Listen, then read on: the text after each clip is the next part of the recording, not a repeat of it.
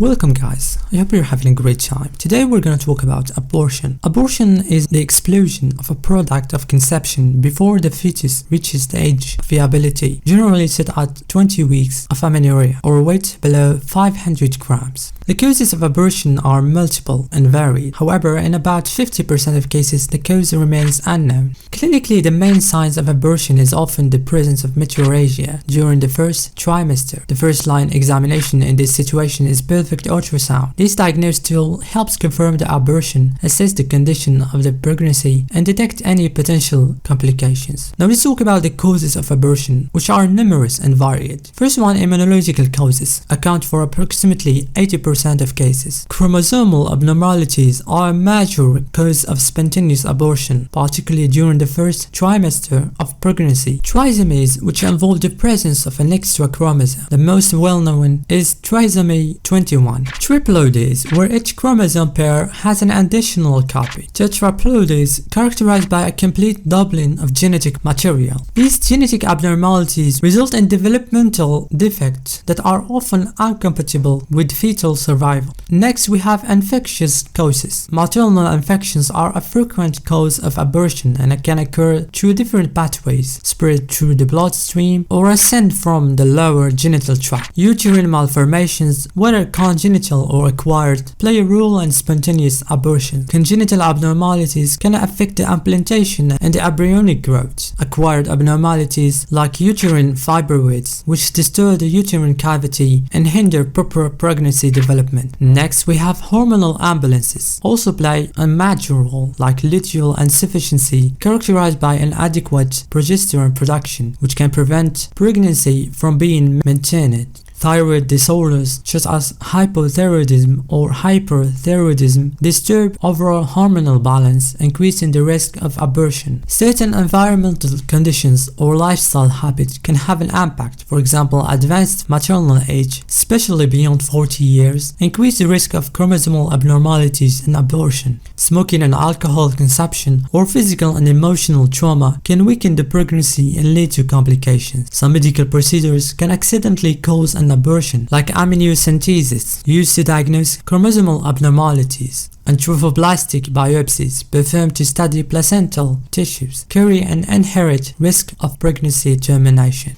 Abortion, whether spontaneous or induced, can lead to several complications, some of which are severe and may endanger the patient's health or even life. Hemorrhage is one of the most common complications. It can occur due to incomplete abortion, where part of the conception products remain in the uterus, or due to an abnormality in the expulsion process.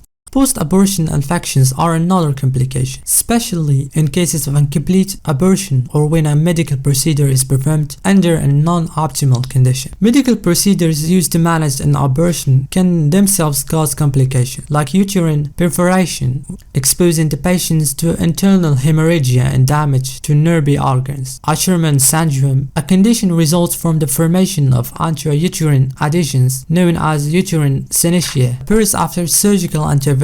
So to reduce the risk of iatrogenic complications, it is recommended to opt for less invasive methods, such as aspiration, which is often considered safer and better tolerated.